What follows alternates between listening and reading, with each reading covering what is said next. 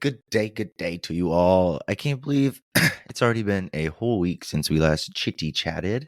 Um, as good as a mood I'm in right now, you want to know how I got woken up this morning? So, last night, in an effort to be a good brother and flatmate, I decided to prep the coffee. And I set it for 7 a.m. this morning on a timer so it would be ready when we both woke up. Anyways, I woke up this morning to this coffee is transparent as fuck. I'm like, oh, yes, sorry, Quinn. Yes, Quinn, I'll do better next time. Like, I try to do my best, and he just pooed right all over it. And that wasn't even the first time that I got absolutely just reamed for my coffee making skills this week. Little brothers are the worst. Oh, also, if you let me, one more quick thing that whatever. So I got back from my cousin's wedding in Minnesota this week, right? I had a wonderful time, don't get me wrong. But guess what? Like half an hour before the actual wedding ceremony starts, like people are seating, right? A bunch of us get a text from the groom, my cousin Tom, asking if anyone has a belt because he forgot his. Of course, I happily gave mine up for the guy, but once everyone went home at the end of the night, I didn't see him again, got on a plane, left. So here I am, back on the East Coast now, currently holding my pants up with some fraying rope that I found in a shed, like a wannabe skater. But I mean, who forgets a belt on their wedding day? Haven't we all been preparing for months? It's like one of the 7 things I brought with me in my backpack. Belt, pants, shoes, shirt, and whatever else. The toothbrush. Anyways, that's my quick rant.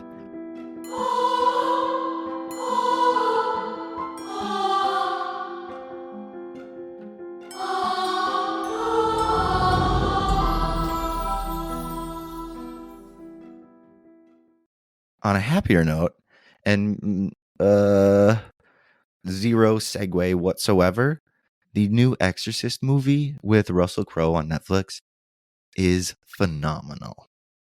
Like, I'm not religious, but damn, that Exorcist movie, so good. So good. I watched it on my flight home from Minnesota this week, and I was like, just praying it wasn't going to end. It almost made me believe again, you know? Okay, so if you have been listening, it will come as no surprise that I'm going to talk about yet another German serial killer today. And if you haven't been around, first of all, welcome to the show. This is Murder in the Morning. I'm your host, Eli. And I have recently become obsessed with German murderers. There's simply so many of them that I haven't heard of, and I will continue to pump these out for those who feel the same.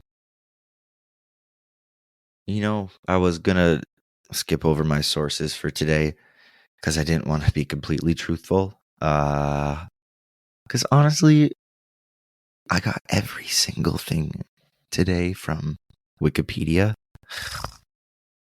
And I didn't want to say that, but I have this picture of Gibby from iCarly holding a banana staring at me, and it's just urging me to be truthful today.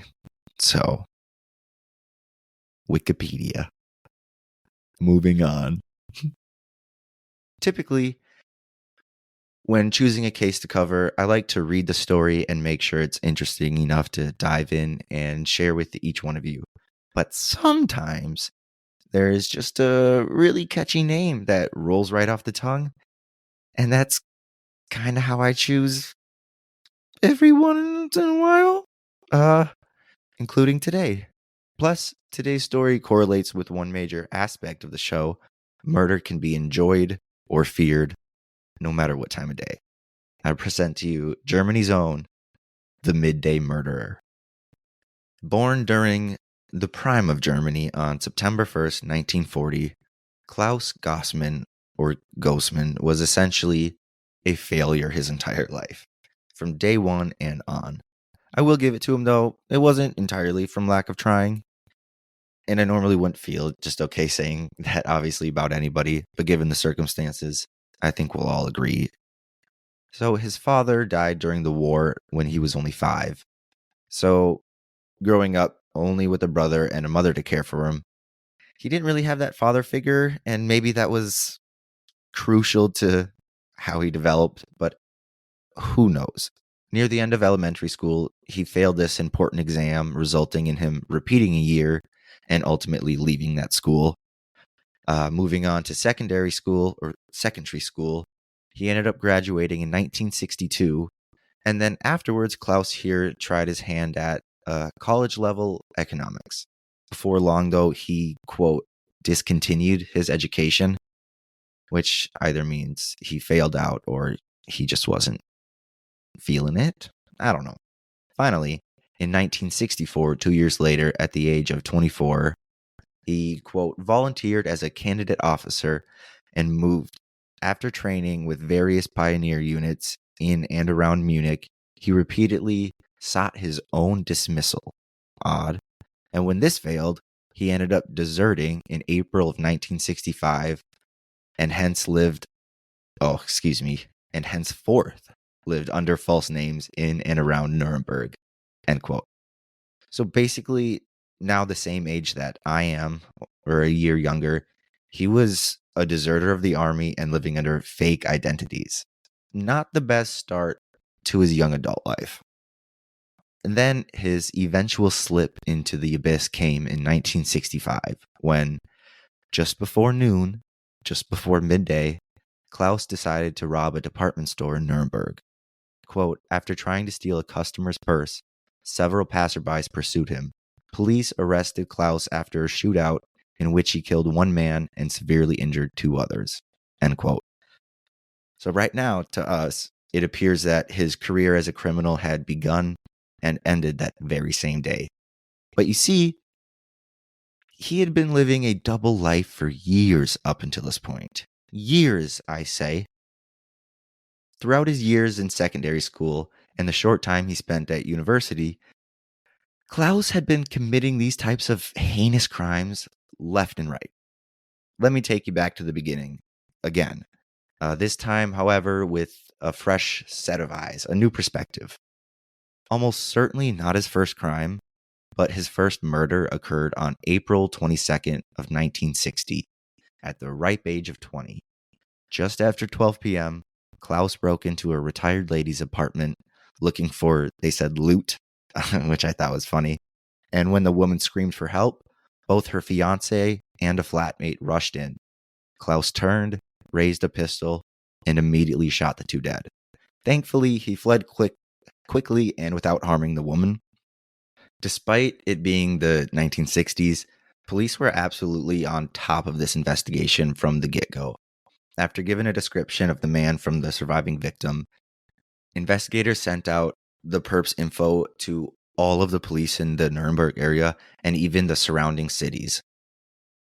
Investigators responded to hundreds of tips and calls, even rummaging through thousands of old previous case files. And sadly, after a year of hard work, the police literally had nothing except for IDing the murder weapon as a small pistol.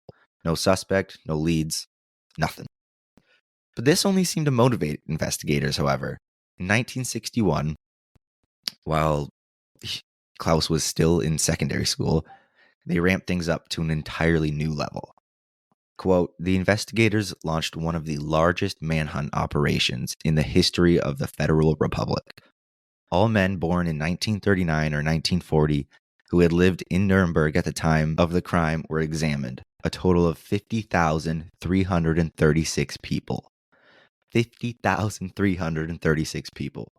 The officers also questioned 1,174 men from the dating agency where the surviving homeowner worked, end quote. Like, holy shit. That is a lot. That's basically just under 55,000 people they investigated.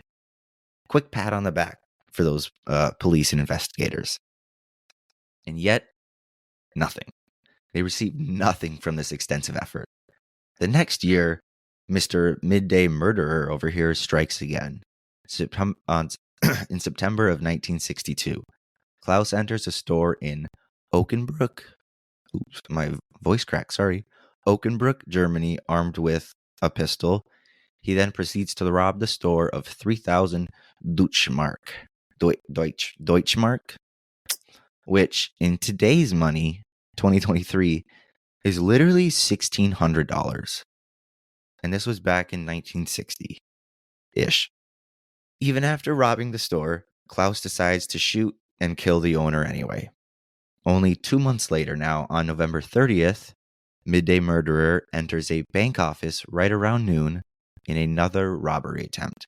At this location, he, quote, shot dead a retiree who did not seem aware of the robbery and had reached into his breast pocket to get a pair of glasses, end quote. I think we can all see a pattern forming here. He isn't doing these robberies just for the money now, is he? A few months later, as investigators continued to work on his previous robberies and killings, Klaus had no intention of slowing down. In March of 1963, Mophead Murder Boy enters a gun shop and proceeds to shoot the owner and his mother during the robbery. Police, thankfully and luckily, at this scene were able to connect the pistol casings to two of his previous shootings. They were now very much aware that they had a serial killer on the loose. I really want to tell you, like right now, his lame ass excuses for all these murders, but I have to wait till the end. Okay, so his final murder in Nuremberg takes us full circle. The day he shot it out with the police, killing one, injuring two, and eventually finding himself under arrest. That day. Okay, so once under interrogation, Klaus initially denied all of his previous crimes. Too bad for him, though, because he was found with 3 pistols in his possession, which police were able to link to every single one of those robberies and murders. Dummy here didn't even try to hide his murder weapons. I mean, that's 101. When confronted with the clearly damning evidence, Klaus crumbled and confessed to everything. So blah, blah, blah, blah, blah. He did it. I mean, we know what he did. He just entered the store, took the money, and killed people. But this is what I got really excited to tell you about earlier. Excuse me. Oh, wow. This is a little bit shorter than I had thought. Whatever. Bonus episode. Okay. So when investigators asked about why he had to kill basically everyone during the robberies, even when he was only there for, quote, money or loot, this is what that scum dumper said. For the first murder of the old lady's friends, he said this, quote, they came rushing at me like savages. Since I absolutely wanted to ward off his attack, I therefore fired a third time at the man, end quote.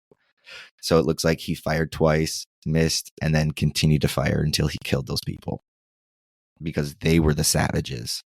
And in regards to the bank robbery, he claimed, quote, when I came to the bank and pulled the pistol out, all they had to do was pick up their cash. If they did not do that, it was their own fault if I had to shoot them, end quote.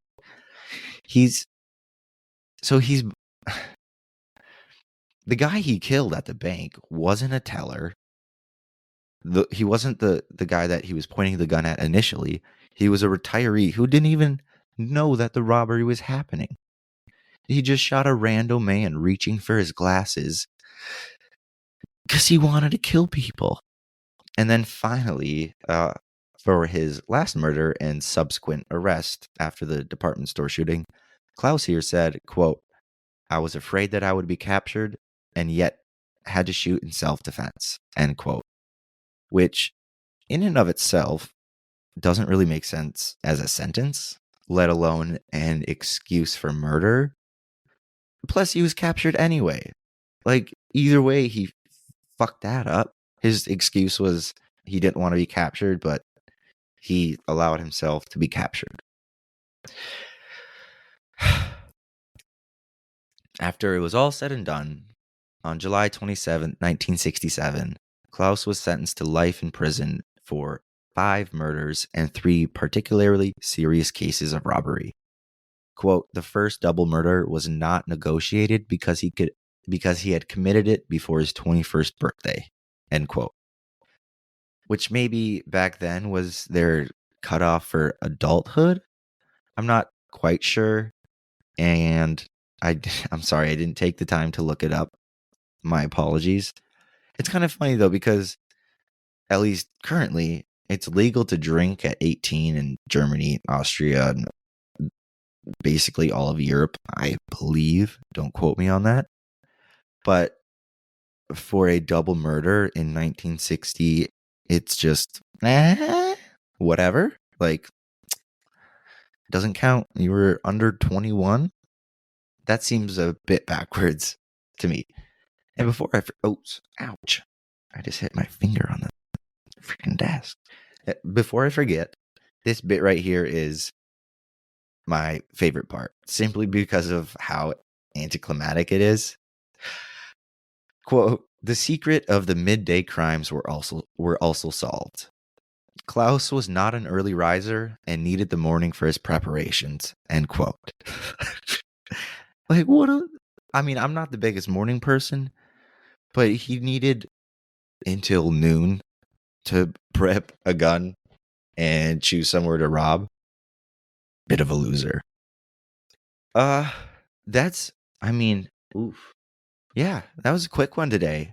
I wrote here at the end, well, this was happening yesterday when I was writing it, but my inner monologue was stuck doing a terrible British accent. And even when writing, it started to come out like theater, I spelled THEATRE, and I had never done that before. It was really starting to wank me. So tell me, do you folks like these more obscure stories? Or would you prefer shorter retellings of more classic killers like Jeffrey Dom or Education Kemper? Please let me know. And I'm well over 1,000 plays now. So thank you very much. And as always, thank you for listening. I appreciate every single one of your eardrums. Okie dokie. I love you. Have a good day. Goodbye.